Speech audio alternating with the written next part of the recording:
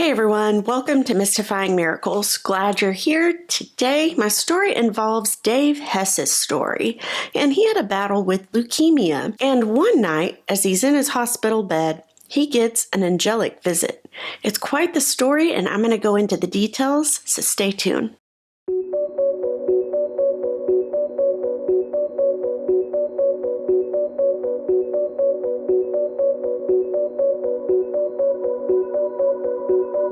In November of 1997, Dave Hess's world came to a halt. He had been diagnosed with a very aggressive form of leukemia. At the time, his doctors, they only gave him just weeks to live. What does his family do? They immediately go into prayer.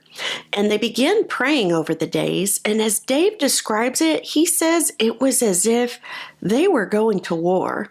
A spiritual battle, of course. Overall, Dave ends up being in the hospital for 6 months. He says that it was one of the hardest days that he ever had to endure during that 6-month stay. The night that this occurred, Dave says he was restless. He just couldn't get comfortable. He really couldn't get that great of sleep. So he had been tossing and turning. And it was about 3 a.m. when he awoke from the tossing and turning. Not that deep of a sleep, but still, he awakes at 3 a.m. And he says that he tries to get back to sleep, but he just can't do it. He's just so restless. Well, during this dark time of his, as he's battling leukemia, Dave had this one particular song that he would listen to, and it had become one of his favorites. He says that it just filled him with hope and just, brightened up his day whenever he listened to it or sang it.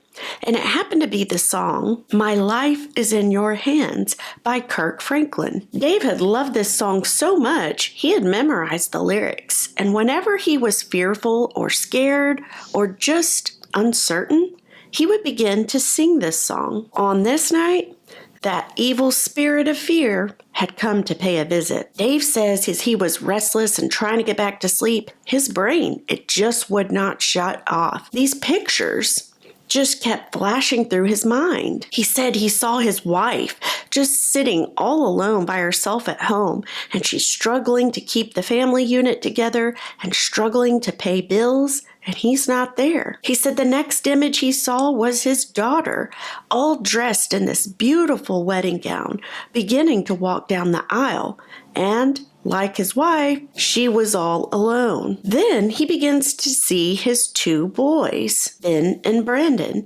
They're playing football in the yard, and like the others, they're all alone. And this is when Dave, he says he hears just this. He described it as an insidious whisper in his ear. And it said, they are all alone, and you're gone. Dave, he didn't know what to do in that moment. So what does he do? He begins to sing the lyrics to his favorite song. He says as he belts out those lyrics, he's just laying there in that hospital bed.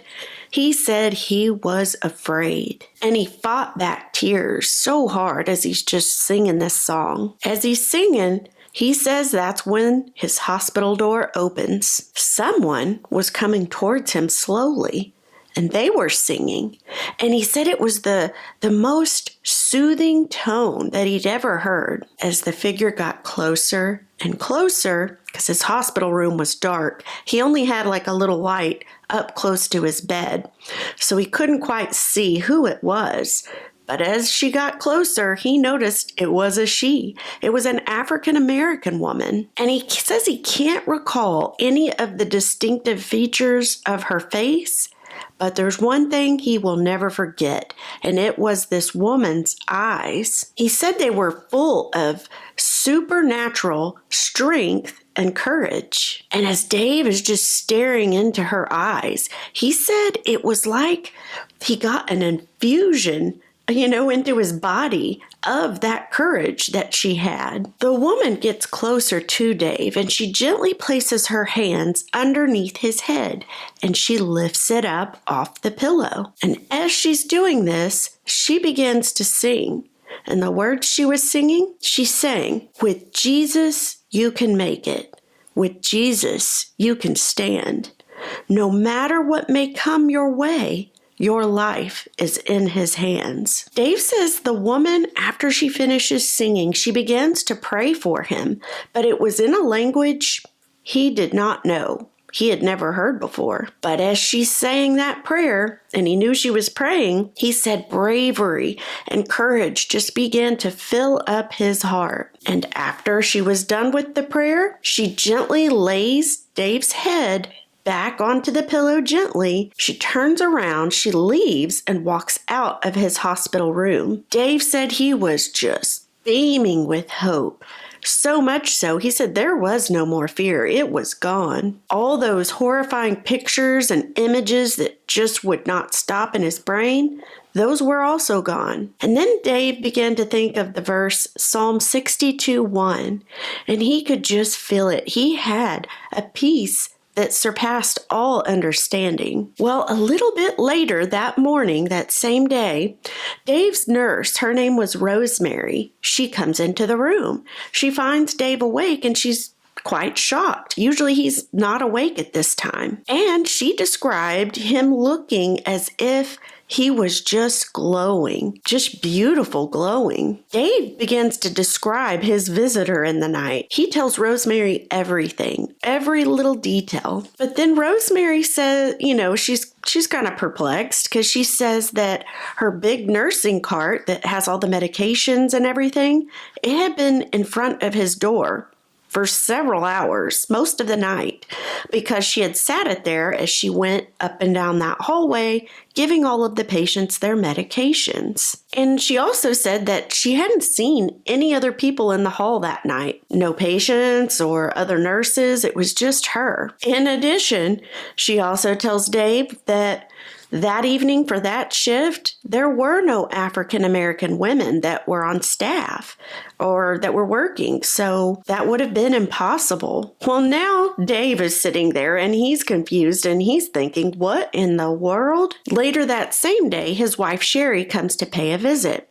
He tells her everything, all the details and what happened, and she too is just sitting there just wildly confused, like, well, who was it? Well, Dave and Sherry are sitting there later that same afternoon, and they start opening up all the cards and letters that had come pouring in for Dave, as he's been in the hospital for 6 months. So they start reading through a bunch of them. And they get to this one particular one that happened to be from a pastor friend of theirs. And he told that he and his family had been praying as well as their church congregation for Dave and his family. And he mentions that one church member of theirs had actually had a vision that previous Sunday morning when the church as a whole had been praying for Dave. This random church member began to have a vision. She told the pastor about it, who then wrote it in the letter. So Dave's reading this vision and he begins to tremble. Here is what it said. As we were praying for Dave, I saw that the Lord sent an angel to him in the night. The angel walked into his room,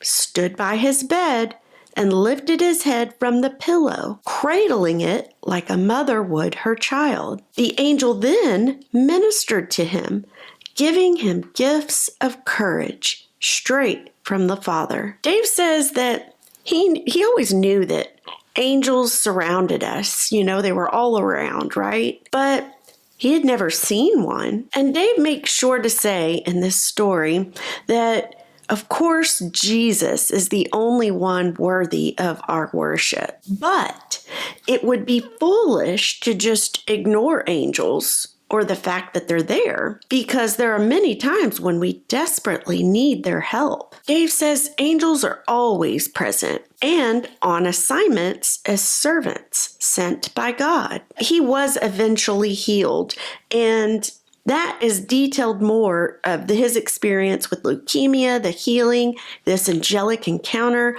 all in his book that is called Hope Beyond Reason. And I'll link that in the description for anyone interested.